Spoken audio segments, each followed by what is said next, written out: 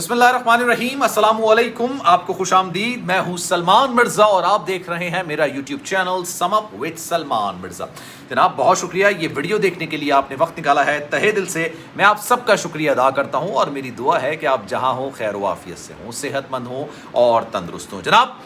آج کی ولاگ میں آپ کو ایک بڑی خبر دینے جا رہا ہوں۔ اب سے کچھ دیر پہلے میں نے ایک ویڈیو بنائی تھی اور میں نے آپ کو بتایا تھا کہ کافی زیادہ یہ باتیں کی جا رہی ہیں کہ ظہیر نے اعتراف جرم کر لیا ہے، جرم کا اعتراف کر لیا ہے، لیکن کب کیا، کہاں کیا، کیسے کیا، یہ کسی کو سمجھ نہیں آ نہ وہ پولیس کی حراست میں ہے، نہ پولیس نے اس کو گرفتار کیا ہے، نہ پولیس اس سے انویسٹیگیشن کر رہی ہے۔ تو جناب یہ جو ظہیر ہے اور شبیر ہے یہ تو ضمانت پر رہا ہے نا،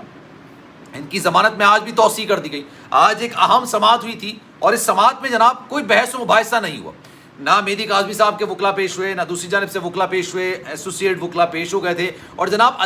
عدالتوں نے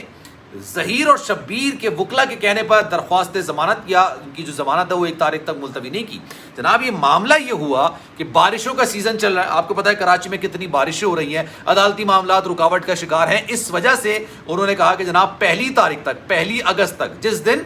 دعا زہرا کو عدالت میں پیش کرنا ہے، جس دن دعا زہرا کو عدالت میں لے کر آنا ہے اور بتانا ہے کہ جناب دیکھیں یہ بازیاب ہو گئی ہیں اور اس کو اب کراچی کے چائلڈ پروٹیکشن بیورو میں منتقل کر دیا گیا ہے، اس دن تک ظہیر اور شبیر کی ضمانت کی توسیع کی گئی ہے۔ اس میں ظہیر کا، اس کے وکیل کا، شبیر کا، اس کے وکیل کا کوئی بھی ایسا کارنامہ نہیں ہے جناب، نہ ہی انہوں نے کسی قسم کے کوئی دلائل دیے۔ لیکن آج کی سب سے بڑی خبر یہ، لیکن اس خبر میں حقیقت کتنی ہے، اس حوالے سے میں نے ایک ویڈیو تو بنائی تھی۔ کیا ظہیر نے اپنے جرم کا اعتراف کر لیا ہے؟ میری اطلاعات کے مطابق جناب اس سے گفتگو کی گئی اور اس کی ایک ویڈیو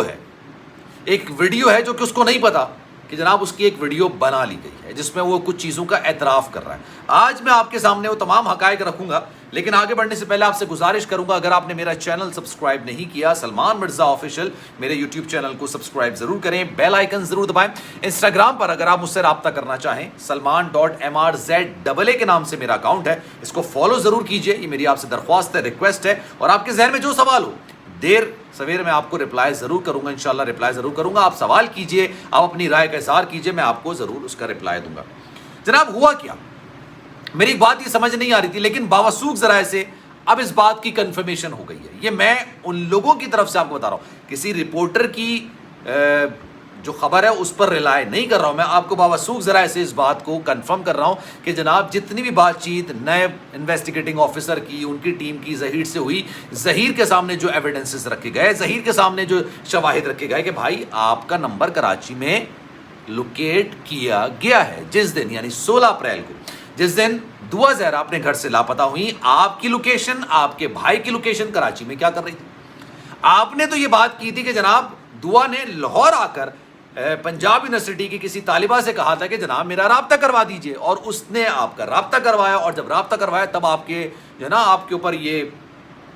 پہاڑ ٹوٹ پڑا کہ دعا زہرا تو کراچی سے اکیلے ایک ٹیکسی میں سوار ہو کر لاہور آ گئی۔ شبیر نے بابنگے دہل اعلان کیا، مختلف یوٹیوبرز کو انٹرویو دے کہ بھائی میں تو ایک جگہ بیٹھا ہوا تھا، مجھے ظہیر کی کال آئی، میرے پیروں تلے تو زمین نکل گئی، اوئے ہوئے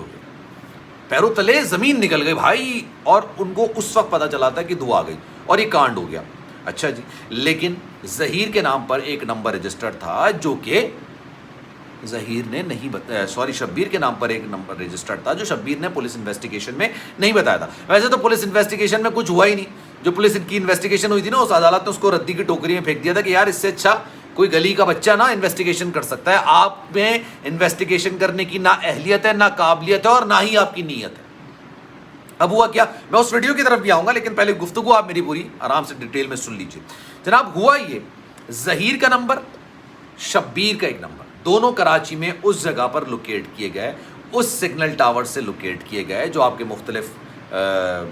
ٹاورز لگے ہوتے ہیں نا، موبائل ٹاورز لگے ہوتے ہیں، کسی کی چھتوں پر لگے ہوتے ہیں، بلڈنگز کی چھتوں پر لگے ہوتے ہیں، وہاں سے آپ کی لوکیشن ٹریس کی جاتی ہے۔ اگر میرا نمبر ہے، اگر میں آج یہاں پر بیٹھا ہوں تو جتنے بھی موبائل ٹاورز ہیں یہاں سے میری لوکیشن لوکیٹ کی جا سکتی ہے، پتہ چلایا جا سکتا ہے کہ میں کہاں ہوں۔ 3 آپ کے پاس ٹاورز ہونے چاہیے جس سے آپ کی لوکیشن کنفرم ہو جاتی ہے، اور اس کے علاوہ آپ کہیں بھی میں ٹریول کروں گا تو وہ 3 جتنے بھی ٹاورز ارد گرد ہوں گے وہ میری لوکیشن کا پتہ بتاتے رہیں گے کہ جناب کہاں جا رہا ہے، کدھر جا رہا ہے، کیسے جا رہا ہے۔ اب ظہیر اور شبیر کے سامنے وہ شواہد رکھے گئے، کہا کہ بھائی یہ آپ کے نمبرز یہاں کراچی میں کیا کر رہے تھے، کس کے پاس ہیں زیر استعمال، آپ کے نمبر پر رجسٹرڈ ہیں۔ تب اس نے کہا کہ جناب بالکل میں کراچی میں موجود تھا جب دعا میں پھر ریپیٹ کروں گا، جب دعا 16 تاریخ کو اپنے گھر سے لاپتہ ہوئی تب میں کراچی میں موجود تھا، میرا بھائی شبیر کراچی میں موجود تھا۔ اس بات کو جب اس نے ایکسیپٹ کیا ہے، جب اس بات کو اس نے اقبال کیا ہے، اس بات کا بیسیکلی یہ جرمی تصور کیا جائے گا نا، اس نے جھوٹ بھی بولا ہے اور پھر اغوا میں بھی ملوث نظر آ رہا ہے، اس کو ریکارڈ کر لیا،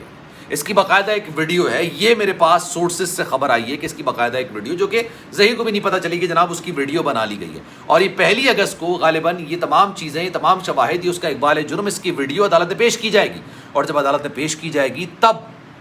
اس کی مزید ضمانت ملنا ناممکن ہو جائے گا، شبیر کی ضمانت میں توسیع ہونا ناممکن ہو جائے گا۔ یہ وہی دن ہے 1 اگست جب دعا کو پیش کیا جائے گا، جب دعا کو عدالت میں لے کر آیا جائے گا، اور یہ دعا کے ساتھ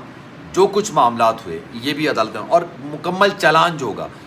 نئے جو پولیس انسپیکٹر آئے ہیں، جو انویسٹیگیٹنگ آفیسر آئے ہیں، وہ اپنا مکمل چالان مرتب کریں گے اور اس کے بعد اس کو عدالت میں پیش کریں گے۔ جب عدالت میں پیش کریں گے نا جناب،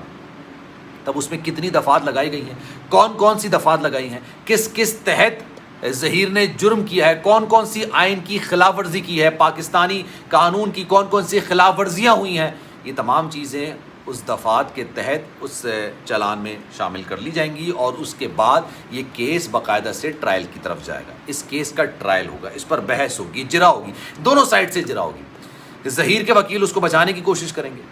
دعا کے جو وکیل ہیں، بیسیکلی دعا کے تو نہیں، بیدی کاظمی صاحب کے جو وکیل ہیں وہ ظہیر کے خلاف جرا کریں گے، تو یہ سارا معاملہ کلیئر ہو جائے گا۔ لیکن کہا یہ جا رہا ہے کہ جناب 1 اگست کو غالباً ان کی جو ضمانت ہے وہ کینسل کر دی جائے گی۔ اکثر لوگ یہ بات کرتے ہیں، اکثر لوگ یہ سوال کرتے ہیں، میرے پاس انسٹاگرام پر بہت سارے سوالات آتے ہیں، واٹس ایپ پر بہت سارے سوالات آتے ہیں کہ جناب ظہیر کی کراچی میں موجودگی کے ہونے کے باوجود اس کو پولیس گرفتار کیوں نہیں کرتی؟ جناب اس نے عدالت سے ضمانت لے رکھی ہے،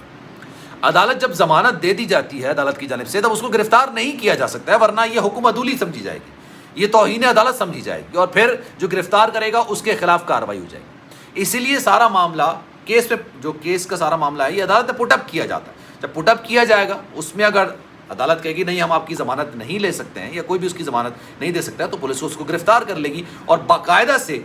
پھر اس کا ایک بیان ہے جس کو قانونی شکل دی جائے گی۔ اب یہ وربلی بات ہے، اب یہ بات صرف وربلی ہے کہ جناب اس نے اعتراف جرم کر لیا، اس سے وہ مکر بھی سکتا ہے، اس سے یہ مطلب ہٹ بھی سکتا ہے۔ تو جناب یہ اس کی حقیقت ہے، کیا رائے اس پر آپ کی؟ کامنٹ سیکشن میں بھی رائے کا اظہار ضرور کیجیے گا۔ سلمان مرزا کو دیجیے اجازت، زندگی رہی، صحت رہی، انشاءاللہ اگلی ویڈیو میں آپ سے پھر ملاقات ہوگی۔ اگر آپ نے میرا چینل سبسکرائب نہیں کیا، یہ میری آپ سے درخواست ہے کہ سلمان مرزا آفیشیل میرے یوٹیوب چینل کو سبسکرائب ضرور کریں، بیل آئیکن ضرور دبائیں۔ خیال رکھیے گا اپنا، زندگی رہی، صحت رہی، انشاءاللہ اگلی ویڈیو میں آپ سے پھر ملاقات ہوگی۔ اللہ حافظ۔